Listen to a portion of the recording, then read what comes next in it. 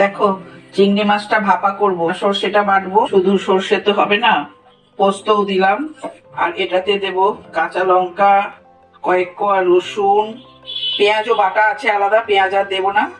এগুলো সব এই চিংড়ি মাছে মাখাবো। চিংড়ি মাছটা নুন হলুদ মেখে নিই। মাখাচ্ছি নুন হলুদ, আর টমেটোটাও দিয়ে দেবো। টমেটোটা বাটলে হতো, কিন্তু আমি বাটবো না। এবারে এটা বেটে নিই। এখানে পেঁয়াজ বাটাটা দিয়ে দেব, লঙ্কার গুঁড়ো, আর দেব ওই সর্ষে পোস্ত আর কাঁচা লঙ্কা বাটাটা। এখানে আমি জল সেভাবে ব্যবহার করব না। সর্ষে পোস্ত বাটাটাও দেওয়া হয়েছে, লঙ্কা দেওয়া হয়ে গেছে। এবারে আমি ওদিকে গ্যাসটা জ্বেলে দিই। এখন এখানে সর্ষের তেল দিয়ে দেব। এটাকে বাটি চচ্চড়ি বলে, আবার তেল চিংড়ি বলে। কটা কাঁচা লঙ্কা চিড়ে নিয়েছি, ওপর থেকে দিয়ে দিচ্ছি। আর দেব, আমি বলেছিলাম না আমি এখানে জল দেব না, আর দেব দুধ।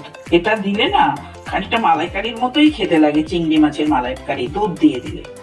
কালারের জন্য একটু red chilli, Kashmiri red chilli powder দিলাম। ভালো করে মাখাই।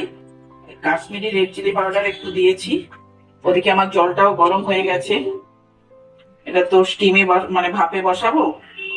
এবারে ওই জল গরম হচ্ছে, স্টিমে দেবো তো একটু লেবুর রস চিপে দিলাম, কারণ আমাদের এখানে জল গরম করলে শুধু গরম হলে সাদা হয়ে যায়। এবারে এটা বসিয়ে দেব এখানে। দেখো বসিয়ে দিয়েছি। এটা চিংড়ি মাছের মালাইকারি বললেও বলতে পারো। এবারে এটা চাপা দিয়ে দেব।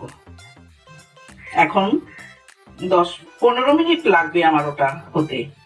এখানে একটা জিনিস করছি, এই যে ঢাকনাটার চাপায় একটা ফুটো থাকে না, ওটাতে একটু বন্ধ করে দিচ্ছি, তাহলে এই প্রক্রিয়াটা একটু তাড়াতাড়ি হবে, দেরি হবে নয়তো। হাওয়াটা যাতে না বেরোয় একেবারে, পুরো স্টিমটা যদি ধরে রাখে তাহলে তাড়াতাড়ি হবে। দেখো বন্ধুরা, 15 মিনিটের জায়গায় আমার তো 20 মিনিটই হয়ে গেল। আমি চান করে আসলাম, দেখি এবারে।